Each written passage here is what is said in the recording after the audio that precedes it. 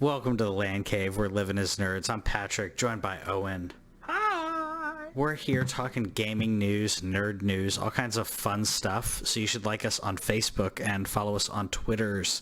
If you want to watch us live, we're on Facebook every single Thursday. Sorry. Yeah, we're Wednesday my fault we're on Wednesdays this week. My bad. I literally said last week that we're moving to Thursdays, and then the very next week we're on Wednesdays. So yeah, well, it happens. It happens. So it's usually on Thursdays. It did move to a permanent spot on Thursday, but you can check us out. We're on at 8:30 Eastern, 7:30 Central, hanging out and talking nerd stuff. So you can hang out with us. We love our podcast listeners, so you guys need to follow us and follow us on Facebook and Twitter so we know you're out there, because you guys are listening and we love you. Yeah. And joining the conversation a little bit, I posted this week where I wanted to let you guys know that games that I'm going to be reviewing in 2020, I hope to do like little short, like nothing long. I know that there's a lot of long reviews out there, and that's just not me. So after conferring with some of our main listeners, they said they want a little bit of bulleted, and then maybe just a couple of overall thoughts on games. So I'm hoping to do that on every single game that I finish, and if I don't finish it, maybe I'll just offer like a couple of key points, and I'll be sharing those soon. I don't know what the first game of the year is going to be right now. I'm thinking I might re-review Battlefront, because I've been playing that a lot. It might be Kakarot with Dragon Ball Z. We shall see. I'm still waiting for more reviews of that.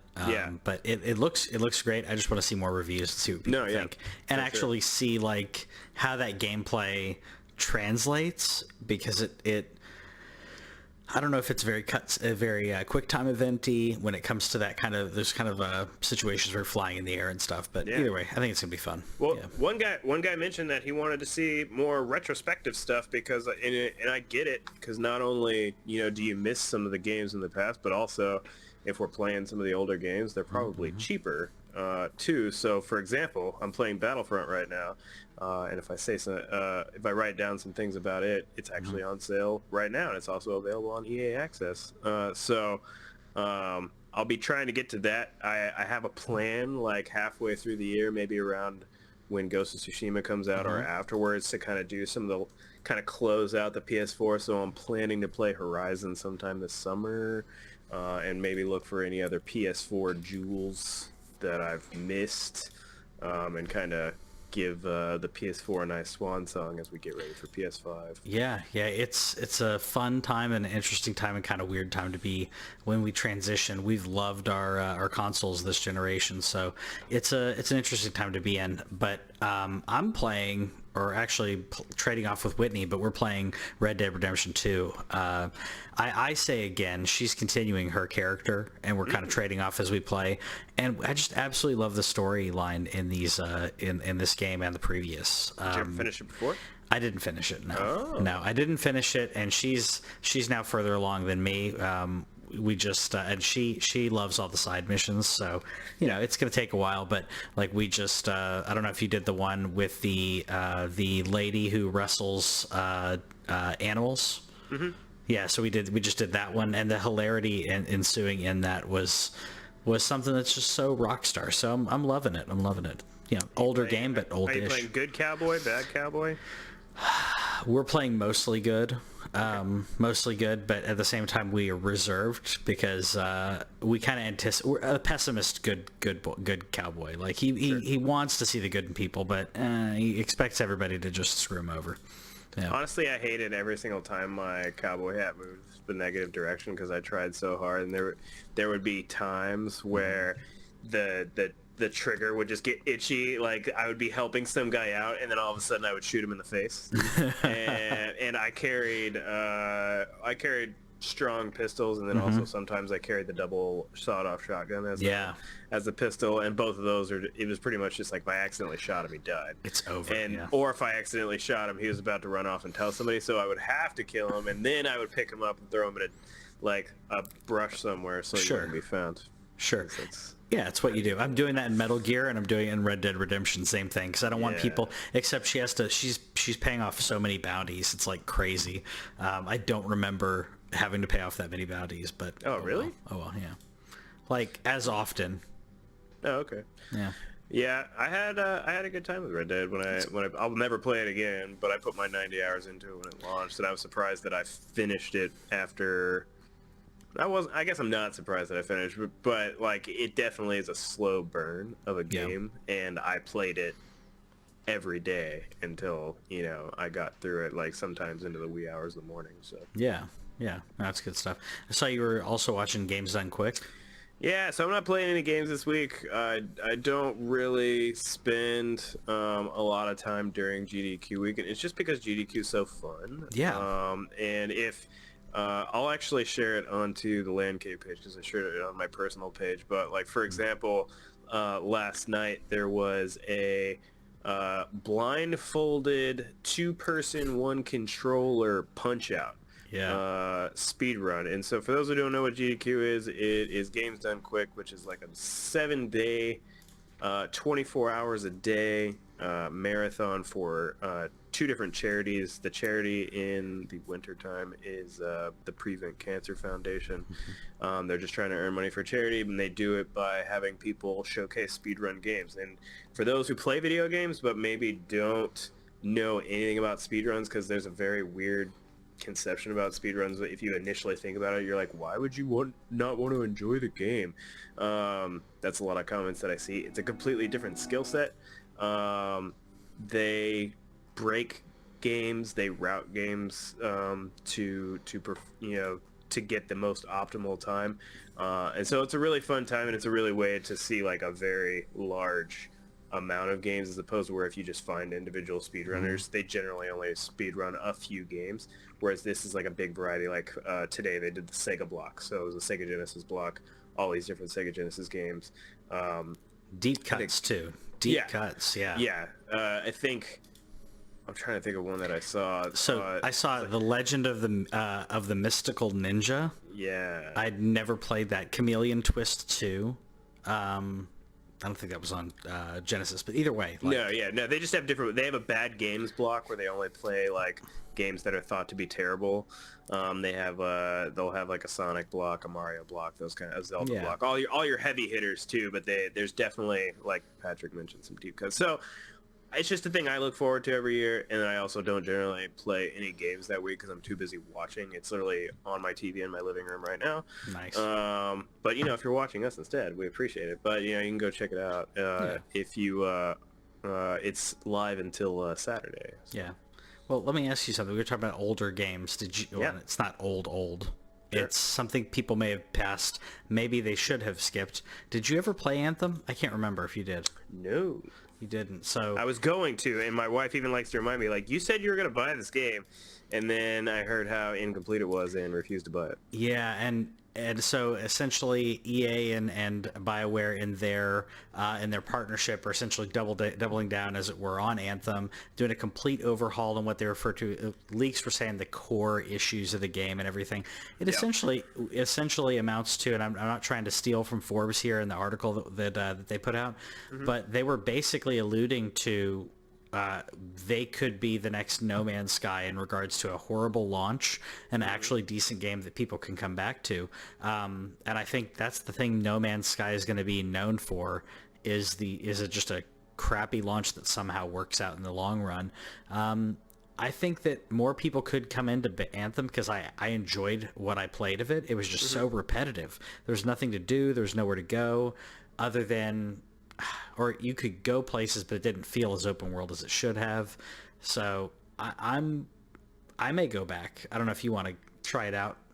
I mean, if they redo it, it could be like, again, I'm all about a good redemption story. Yeah. Like like I said, I've been playing Battlefront 2, and I'm loving the crap out of it. Yeah. And it had a terrible launch, and 2 years later, it's doing great. No Man's Sky, I bought it to go back to it. I just haven't ever actually gotten back to it yet. Anthem, for what a lot of people don't realize about Anthem is the number 10 selling game in 2019. That's amazing. Even though a bunch of copies have now probably found their way back to GameStop, there's a bunch of people who bought this game. And I've even heard there's a lot of people who, like you mentioned, like the gameplay and stuff is good. It looks good. It's just, it was quick. Like there wasn't depth. There was no, it was meant to be an MMO, and they didn't design it well enough to hold up to MMO standards.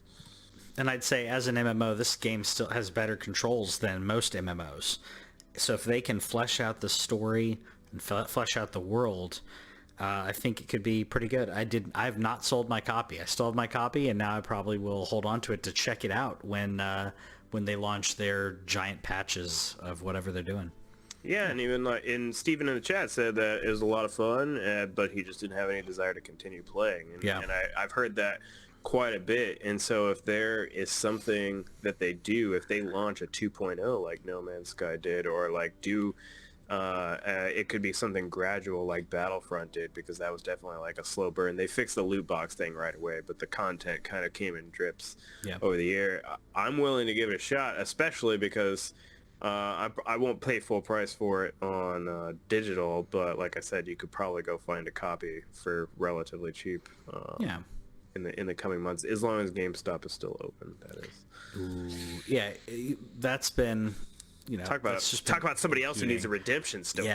Yeah. I mean, I have a GameStop in my mall, and I have a ThinkGeek, and the ThinkGeek has people all the time. The GameStop every now and then, but the employees and their attitude, and some of it may be desperation, because if I walk into the GameStop, it is like desperation of, please grab something, please let me help you. You want a shirt? Yeah, you want. Yeah, they got to tell me. Socks. Yeah, they're hard selling me on all these things, and if I go to ThinkGeek, some of the products are the same, but the majority of ThinkGeek has like obviously more.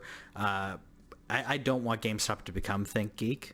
I want GameStop to become its own thing. But the two companies owned by the same parent company. It's just crazy how different they operate, and one of them is making a lot of money.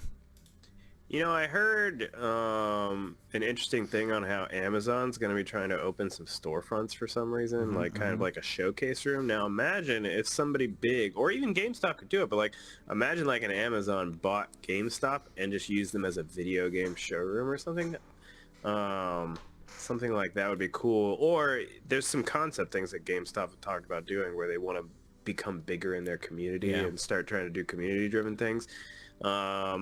I don't know, but hopefully they're still around. Hopefully, I want nothing but good things for BioWare, because I want Dragon Age. I want more BioShock down the line. They can leave that one like dormant for a little while, but like we need Dragon Age 4 for sure. Yeah, that needs to happen. That's going to be PS5. Don't worry. I think it's going to happen. Now that you mentioning Amazon buying out GameStop, it just occurred to me, well, how cool would it be if they did that and your attitude in the GameStop was that of a community, and that they didn't care about upselling or selling you anything, and then when they say, oh, do you want to pre-order it, and they're like, you can have it shipped to your house, it's Amazon, just it ships to your house, it gets their day of release. It would be insane. Prime will give you, here's your Prime discount. You can start, or if you don't need it day and date, like they could do those things where they'll give you like a couple dollars in the Amazon dollar, that thing where they said if you don't need it right away. Yeah, I get those every now and then, because I'm like, yeah, why not? I'll wait a little bit, and I get a little $5 voucher or whatever it is, because it saves them on shipping. Imagine you have in-store currency instead of that, so you just come back in and buy some games. Yeah, that'd be dope. I would totally shop there. Shop there. Like I don't already shop at Amazon. I would go to an Amazon showcase store. Everyone's like, why would you do that? But like, yeah, I mean, I think the majority of the stores that they're going to launch, though, it's going to be about their Amazon basics. So it's essentially going to be Amazon's Walmart kind of store. We're talking about doing it in North Texas. So the next time you drop by, if they're open by then. Yeah, I'll drop by if they are. I'd heard that was where they were scoping, and I got no problem with that. It'd be interesting if it showed up in Willow Bend. They're doing a lot of renovation there, and I think that's a good spot. They're putting a movie theater in that mall, even, which is nuts after like 20-something years. Upscale movie theater. This is Willow Bend Mall in Plano, Texas, by the way. Which it's always been upscale anyways, but a very nice upscale movie theater. They renovated where the Starbucks that I used to work at was, and there's now like a bunch of restaurants and stuff, so it's kind of cool. You can also now like walk around they put a thing where you can walk around with alcohol in the mall. Ooh. Well, there so you can go. Like drink wine while you shop. Well, there you go. That is so Willow Bend. Yeah. That is so Willow Bend. I'm down. That got me to be interested anyway. Yeah. You know what I'm interested in is a Switch Pro, if we ever get it. if we ever get it. I threw this on there, and like literally another article came out Yep. last week, and I was Yep. like, someday me and Patrick will stop talking about the Switch Pro, and we'll actually either have one or like the Switch 2 will be out. But yet another rumor has come out and said the Switch Pro is real and that it will be here by the middle of 2020. Beating out the next gen consoles, because this would be a next gen Switch, and I'd probably buy it. I don't think it'd be a next gen. Well, Switch, though. what I'm saying, what I would consider it next gen, unless Nintendo just ignores the idea of generations and just does their own thing, That which is sounds probably like going to Nintendo happen. to me. Yeah. I mean, look at like when the Advance came along, and the Advance could play Game Boy Color, Game Boy. They could play everything, and then like for a while, the original DS, I believe, could play Advance cartridges. I can't remember. I know that the whole like the DS, like I had a 3DS, Yeah. and I could play DS and DS like whatever. I would love for that backwards compatibility to be in here. Also, That'd be tough. it'd be amazing. I mean, They're never gonna do it, but that would be so dope. That would be so crazy. Honestly, the reason why they're not gonna do it is like they tried to do the new 3DS and people bought them, and I believe, don't quote me on this, somebody can correct me if they want, I think there was all of 3 exclusive games where you had to have the quote-unquote new 3DS Something like to that. play them. Just 3, and then the rest of it was just you got a bigger screen and stuff out of it. So I don't want any exclusivity with a Switch Pro. I just want games to run like natively 720 and with solid frame rates. Like if you look at a game like The Witcher, like a game that big chugs and it barely hits 540, and a lot of times it's below that. So I just want something that has more power, so where you're not alienating the old Switch people, but like people like me who are willing to give you their money again, and I will probably keep my other Switch and be like, here you go, wife, you play like one game a year, you can still have this one, and then I will have my good Switch Pro with a good battery, with a decently sized hard drive. Sure. Those are just the little things that I want. Yeah. So you're saying you want more power, Yeah. and you don't want to alienate. Sounds like you need a UFO. I do need a UFO, dude. Okay, I saw this, and I'm like, you know This what? thing is dope. To be able to play PC games on the go like this would be insane. To be able to do that would be, I mean, we're essentially, I was trying to explain this to somebody who has not gamed in a long time, and I was explaining like the idea of, like a Steam box, where the idea of a Steam box was just to play Steam. So Yeah. imagine that, but in a handheld, and being able to play these games on the go, like you're saying, Witcher. If I could play Witcher on the go with decent graphics, where it's not having that much of a problem. The only problem is this thing is going to be astronomical in price, I think. And it's going to be hot. Yeah. I don't know how they're but going to cool that. I saw somebody who was holding the concept, and it is definitely bigger than the Switch. And again, this is only a concept. This is Alienware's thing, and they're saying they're not sending it to retail yet. They're looking for feedback. They're saying like, hey, would you buy this? And I was trying to think about the price point. Like, what would I be willing to pay to get this? And I was looking at like $1,000. Yeah, I think that the amount that we would want to pay for it, for what would be reasonable hardware, something that, because you have to hit that sweet spot of what's reasonable for a consumer to purchase this, where we can still have decent graphics. It's obviously has to have a touch screen and all of that involved as well. So my feel like $1,000 is probably the sweet spot, and a lot of console gamers and other people will probably be upset about that, but for PCs, that's not bad at all. That's not bad at all, like considering a lot of PC gamers are spending $2 or $3 on their rig. I saw a lot of people saying, oh, this could be like a secondary rig for some people.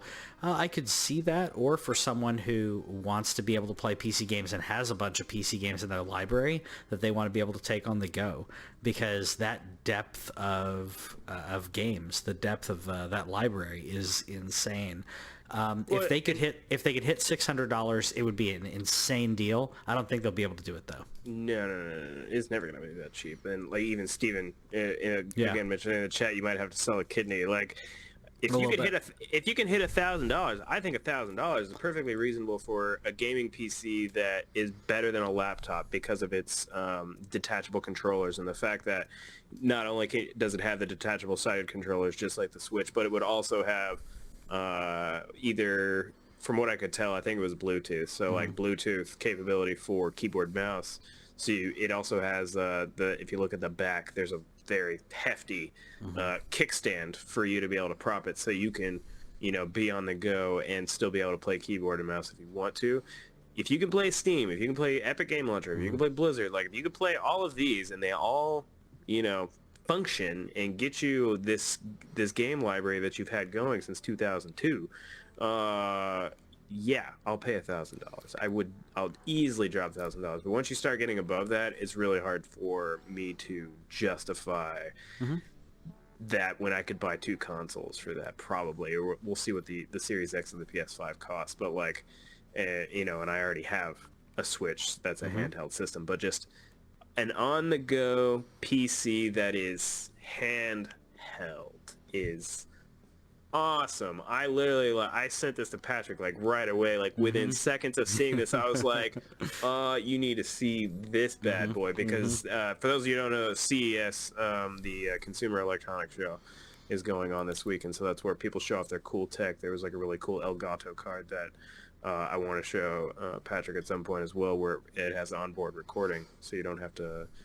have it plugged into your PC to record gameplay. Cool. So since we want to talk more about having our own gameplay videos for the show, it's something that, depending on the cost, I'm going to look into. But this PC was just awesome. Yeah. So cool. I hope it becomes a thing, and I hope Alienware, which is the problem, I hope that Alienware can be like, put some kind of reasonable thing into it. It doesn't need to be like anything above a 1080p screen. You can even make it a 720p screen. Like, make it reasonable and somehow make it not burn my face off with how hot the console's gonna get. Yeah, people talk about needing that 4K or whatever. At that size of a screen, you don't need it. At that size of a screen, 720 is fine. And it's only when you get to, I think it's over like 26 or 32 inches where you can really start to see the difference. Maybe it's 22 for 720 to 1080. But yeah, for like I've got an 11-inch Chromebook. And I'm loving it, man. I'm doing it for everything except for video, except for the show, and I'm trying to figure ways to do like video editing and that kind of stuff on there, so that way I can do it on the go. I'm loving it though. Like, I do everything on that now, other than my job, and even then, even work-wise, I was like, could I do this on a Chromebook? I don't think I can though. There's too much memory used, but for what I do. Did you get the Google one, or did you get a different brand? I got a different brand. I got a Samsung. Okay. The Google one was good. It was just a lot pricier. It's like definitely premium. It's like $600 or $700. Yeah. So I got this one. It's actually right next to me. I also like it because it's nice and like, sleek, chromy. Yeah. So Whitney got a white one. I was gonna get a white one for me as well, but then I found this thing on sale, and it has a built-in stylus, which comes out like this. Oh, cool. I find that ridiculously convenient because I like having a stylus. I don't want to have it as a separate thing in my bag. I want to be able to just grab this and take it wherever I am. So, yeah. Huh. Nice. Yeah. Is it like for drawing programs, or is it just like another mouse? I think you can use it for, I've used it for like their note-taking stuff, so I'm assuming you can use it. You can use it as for drawing.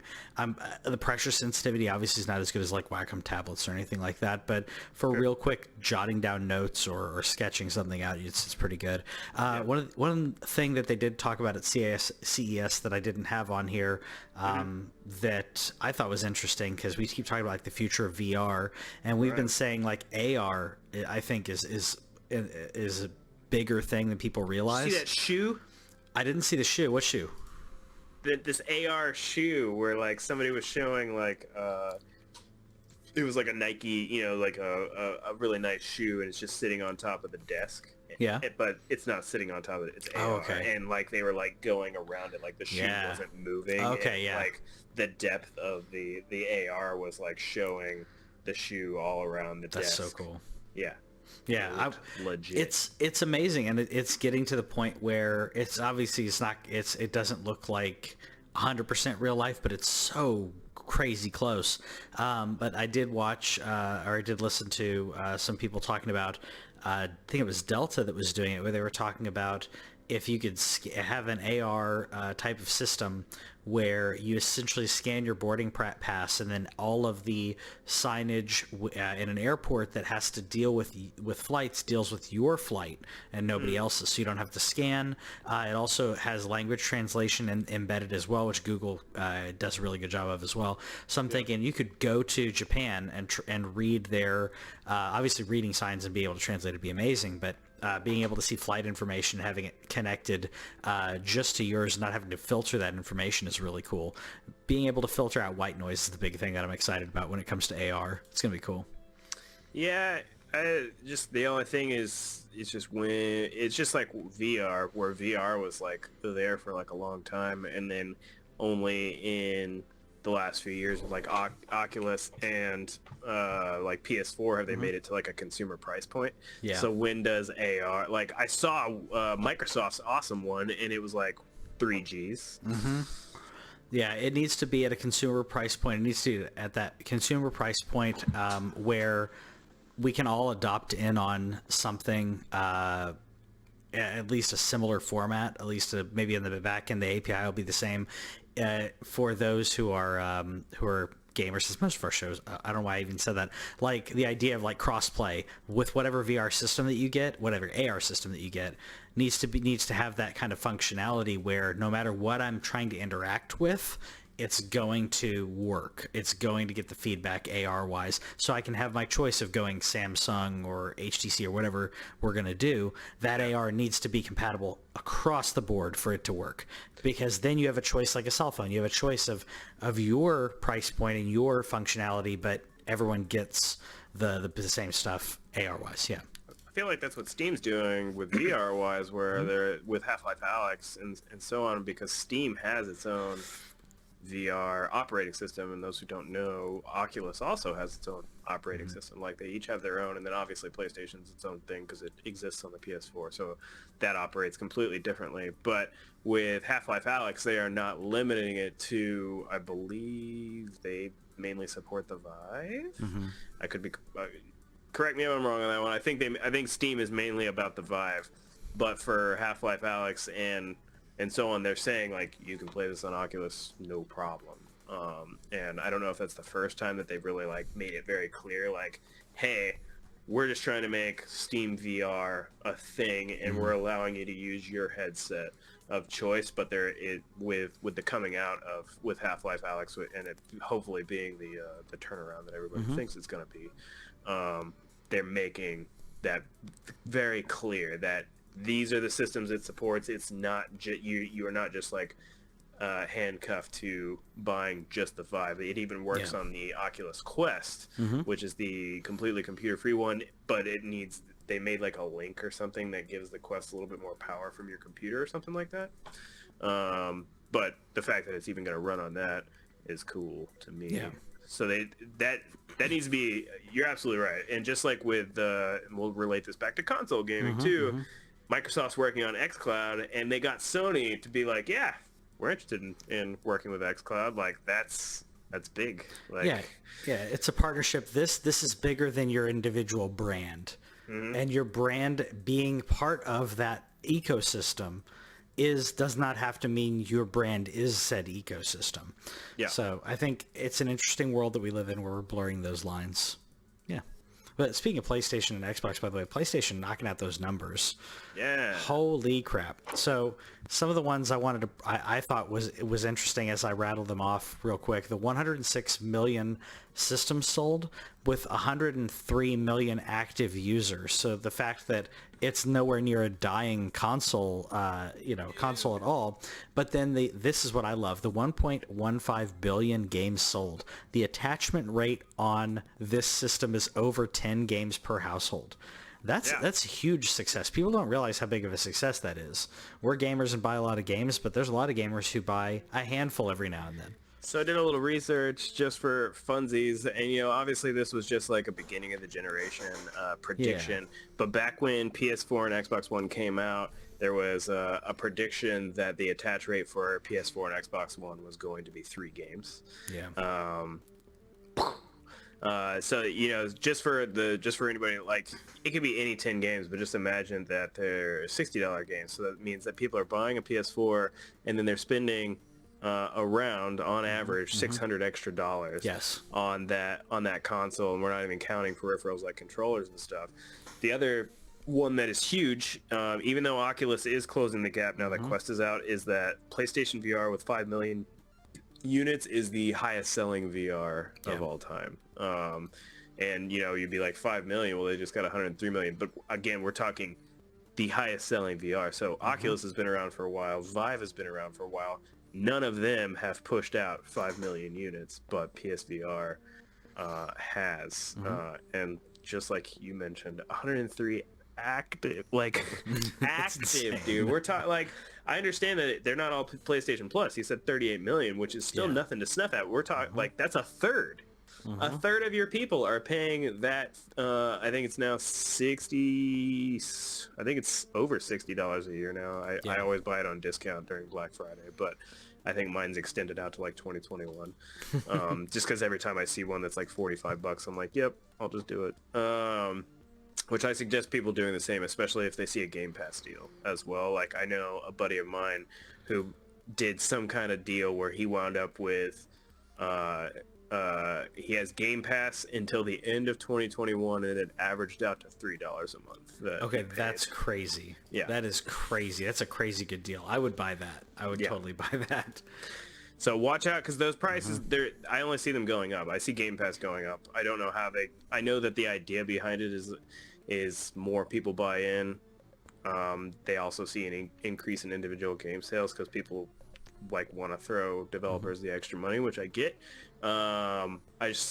I don't see, if it gets bigger, I don't see how they don't bump that to like $15 a month. So if you have a way of securing your, next year or so, especially if you're planning on buying the Series X, I do suggest doing it. I suggest doing the same with PlayStation, because I think that if they improve PlayStation Now, I think that if PlayStation Plus gets better, especially as they swan song the PS4 and there's backwards compatibility, I think we're going to start seeing a lot more great PS4 games come onto the PS Plus, so secure those prices. Yeah, and we actually didn't get to talk about this. We did post it. This is why you got to follow us on Facebook and Twitter and everything.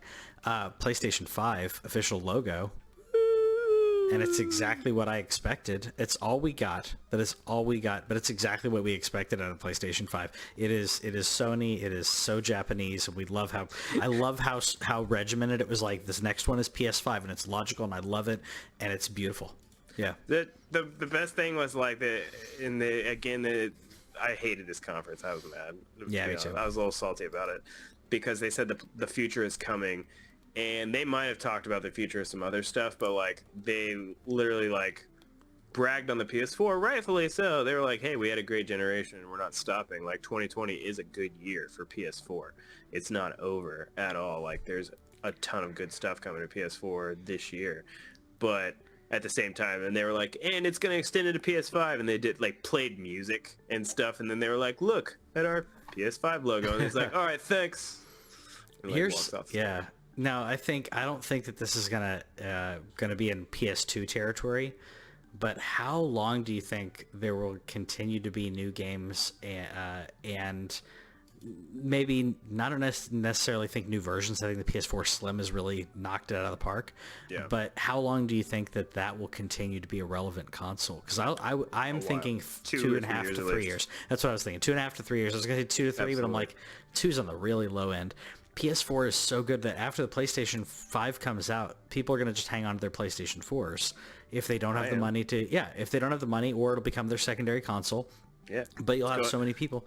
It's going to become my streaming console. I don't have my goal at some point in the next year or two, as my kid gets a little older, and there's a little bit more flexibility there, I want to build out TheLanCave's Facebook gaming channel and be able to play some more games, hang out with you guys more often during the week, whenever you want to check in.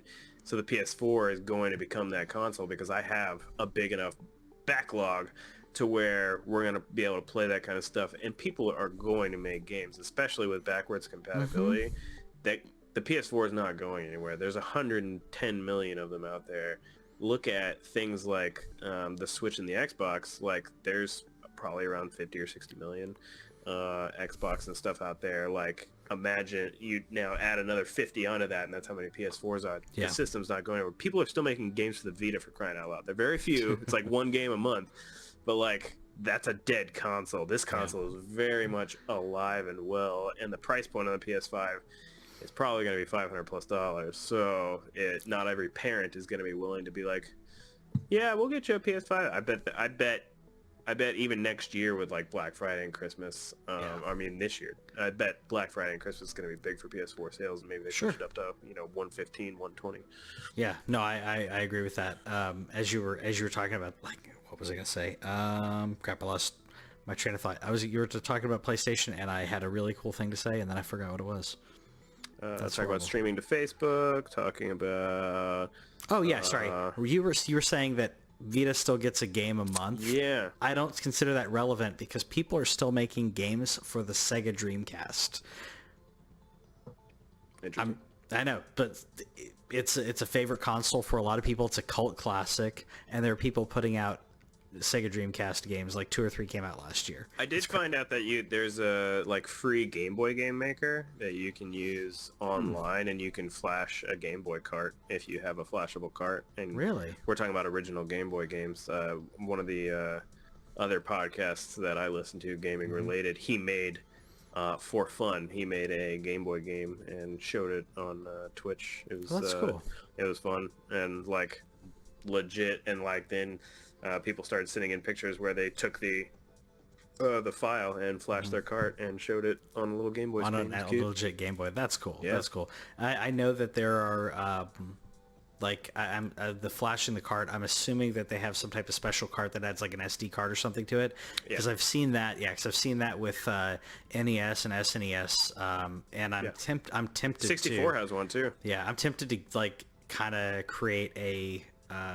Like add some of those to my collection to be able to play on or either original or updated but legitimate boards, legitimate hardware, because it's still better than the classics that we got. Well, and also like a thing that's become big that I've seen specifically on 64. I bet it exists on Super Nintendo and stuff too. But like, for example, Ocarina of Time, there have become now modded versions of Ocarina of Time that create entirely new games using the game's engine and using the game's like sprites and all that stuff. And they've created new Zelda games that that's cool. You put onto your Flash 64 cart and are able to play on your 64. And it's just crazy what people are still doing with 30-year-old technology. Yeah, that's amazing. I think that's more appealing to me than in the Link's Awakening Dungeon Maker. Like, I thought that was going to be, I don't know, like, I had higher hopes for that, but like, I feel like I would totally like download and play. Now I kind of want to download and play some Ocarina mashups. Have you played the randomizer for Link to the Past? I played a little bit of it, yeah. I've only beaten it a few times. Oh, sorry, I was thinking Link's Awakening. Sorry, randomizer. The randomizer, man. Yeah, it's fun. You should check out a stream sometime. But there's like a whole community for it. But like it's an LTTP cart that you play on your computer, obviously, because you're not flashing your Super Nintendo. But they randomize locations of the crystals, the pendants, all the items, and it's still totally beatable. It just you have to go in different orders, and like there's maps and stuff that you can use as companion things so that you know where all the treasure chests are. Like there's X number of treasure chests. Each treasure chest contains some item in the game that is pick upable, like, you know, everything down to like the single arrow, which exists. But if you have not played it and you want a good time, I would love to do it with you sometime. It's great. That sounds fun. I beat Link to the Past once, so that'll be interesting because that's one that I'd missed out on. And I played Link Between Worlds was just amazing thinking about that. But like, Yeah. I felt like that was a really interesting, like, being true to the DNA, the DNA of the source material without trying to one up it. It was like, no, we're gonna go back to how cool this was, and it was wonderful. I loved it. Yeah. And so that's become a thing. There's now like it morphed into, there became like the original Zelda randomizer. There is a cross randomizer between Link to the Past and Super Metroid, if you believe it. There is all kind. It sprouted this whole like randomizer community where people are making the game beatable using random locations and stuff. So it turned into its own little like speedrunning community. It's actually going to be on GDQ if it hasn't happened already. There's a race. I want to say it's on Friday or Saturday, but That's cool. That's cool. Yeah, because like I have a RetroPie and I have like my the classics, but it just doesn't. I don't know, something about playing it on the legit hardware. It looks different. It feels different, and I love it. it's warm and fuzzy. It really is. It really is. It's not just nostalgia. It is actually better.